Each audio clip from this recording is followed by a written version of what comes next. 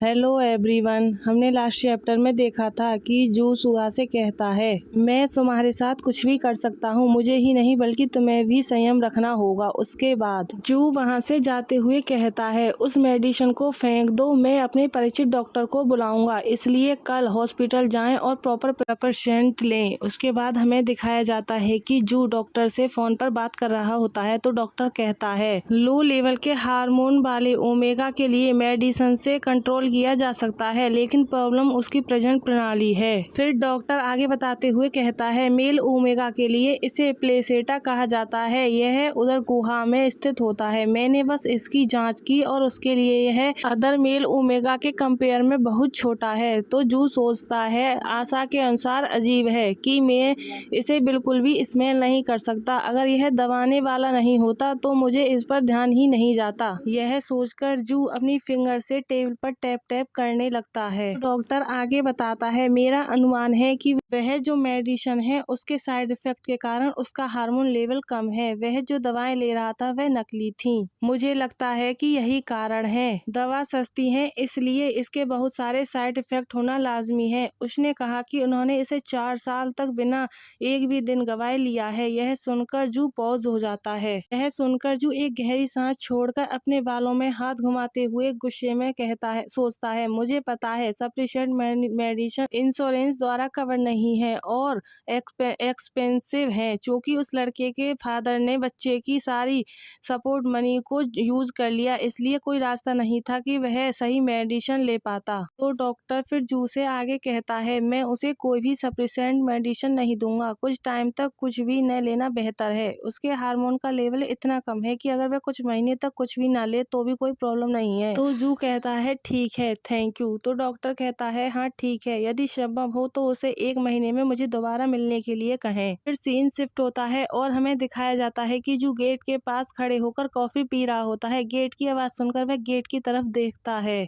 जैसे ही गेट खोलकर सुहा अंदर आता है, जू को देखकर वह सरप्राइज्ड हो जाता है। तो जू कहता है, योर ग्रीटिंग। यह सुनकर सुहा अपने सिर को झुकाकर कहता है, ओह हेलो। तो जू कहता है, क्या तुम्हें नहीं लगता कि मैं घर पर हूँ बेहतर है? सुहा कहता है, यह सही है, लेकिन सुहा आगे बढ़ने में हेसिटेट कर रहा होता है। तो जू कॉफी की सिप लेते हुए बिना कुछ बोले उसकी तरफ देखता रहता है। तो सुहा थोड़ा ऑकवर्ड होते हुए कहता है, मुझे अभी भी थोड़ा अजीब महसूस हो रहा है। तो जू नखरे में हंसते हुए कहता है, मैं इसमें तुम्हारी हेल्प नहीं कर सकता, तुम्हें बस इसकी आदत डालने की जरूरत है। यह सुनकर सुहा कुछ नहीं बोलता और अपने सर को हाँ में हिलाता है। फिर हमें कुछ टाइम बाद का सीन दिखाया जाता है जहाँ पर जू किताब पढ़ रहा होता है और सुहा उसके पास आता है। तो जू बोलता है, क्यों? तो सुहा जू से पूछता है, वाई एनी चांस, क्या तुम जॉबलेस हो? जू कहता है, क्या यह उस तरह का दिखता है? तो सुहा कहता है, एक्चुअली मैं हाँ। तो जू कहता है, तुम बहुत हॉनेस्ट हो, यदि मैं जॉबलेस हूँ तो क्या होगा? तो सुहा कहता है, मुझे लगा कि मेरी वजह से तुम्हें बर्डन फील होगा।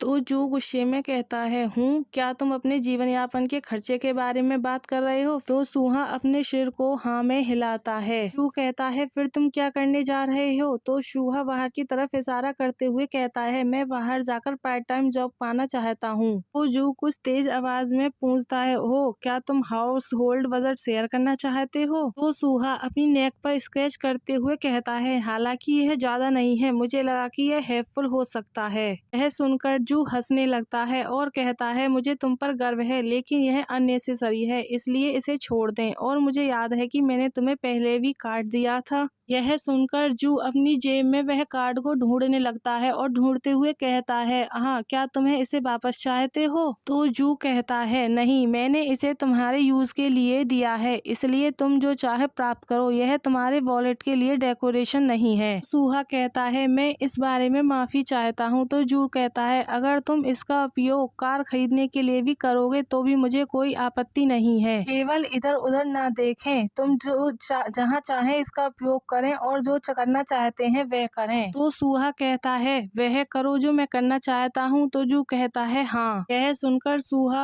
हूँ करता है और फिर वह उदास हो जाता है। सुहा को इस तरह देखकर जू सोचता है, क्या यह डिसीजन लेना सचमुच इतना कठिन है? वैसे भी ऐसा लगता है कि उसके फेस पर कुछ वजन पड़ गया है। फिर जू बुक के पेज को पलटते हुए सोचता है, वह अच्छा लग रहा है। तो फिर सुहा कहता कहता है यहाँ वहाँ कुछ है जो मैं करना चाहता हूँ। यह सुनकर जू उसकी तरफ देखता है। सूहा रूम की तरफ इशारा करते हुए कहता है, उस रूम में एक पियानो था, क्या मैं इसे ट्राई कर सकता हूँ? तो जू पूछता है, क्या तुम्हें पता है कैसे प्ले करना है?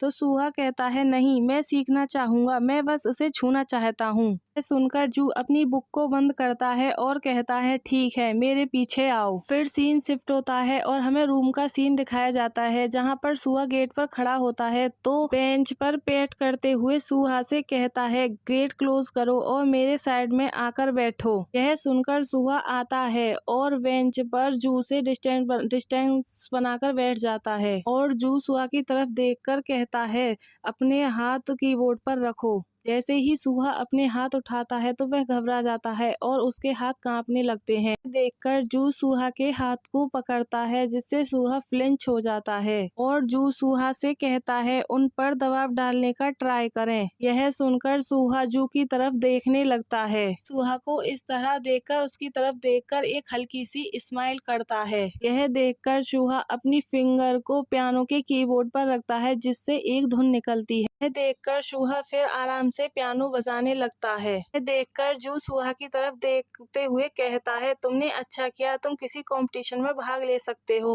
जू की बातें सुनकर सूहा स्माइल करने लगता है। जू सूहा को पहली बार स्माइल करते हुआ देखकर सरप्राइज हो जाता है और वह उसकी तरफ देखने लगता है। फिर सूहा जू से पूछता है, क्या तुम जानते हो कि पियानो कैसे बजाया जाता है? तो जू कहता है, मैं तुम्हें इम्प्रेस करने के लिए इनफ हूँ। जू अपने हाथों को होल्ड करते हुए कहता है, क्यों, क्या तुम चाहते हो कि मैं इसे बजाऊं? सूहा कहता है, यदि तुम्हारे लिए ठीक है। तो जू कहता है, वेल, इसमें कुछ भी मुश्किल नहीं है। बोलकर जू पियानो बजाने लगता है और सूहा उसको बड़े ध्यान से देख रहा होता है। हमें दिखाया जाता है कि जू पियानो बजा रहा होता है और सूहा उसे बड़े ध्यान से सुन रहा होता है। पियानो बजाना बंद करके जू सूहा की तरफ देखकर उसकी से कहता है, तो जू सूहा से कहता है, ऐसा लगता है जैसे तुमने इसका आनंद लिया। तो सूहा कहता है, तुमने इसे अच्छे से प्ले करते हो। तो जू अपने फेस को टर्न करते हुए कहता है, तुम्हारी बातें सच्ची नहीं लगती।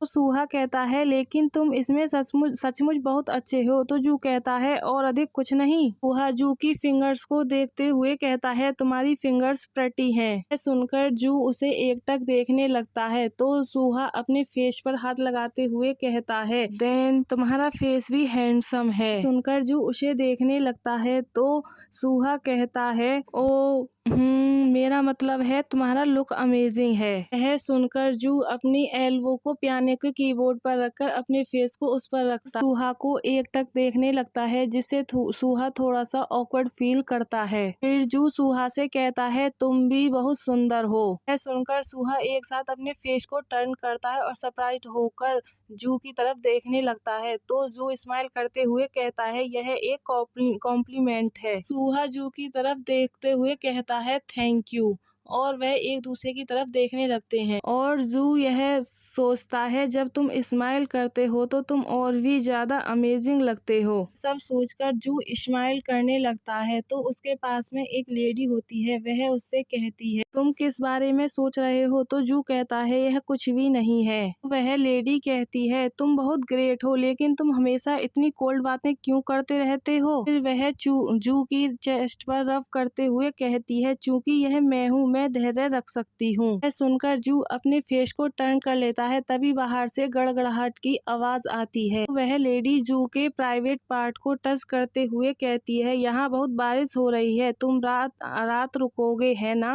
यह सुनकर जू उस लेडी के हाथ को हटाकर वहाँ से उठता है। यह देखकर वह लेडी पूछती है, क्या तुम्हारे पास कोई और वूमेन है? यह सुनकर जू पीछे टर्न होता है और गहरी लंबी सांस छोड़ते हुए कहता है, तुम किस बारे में बात कर रही हो?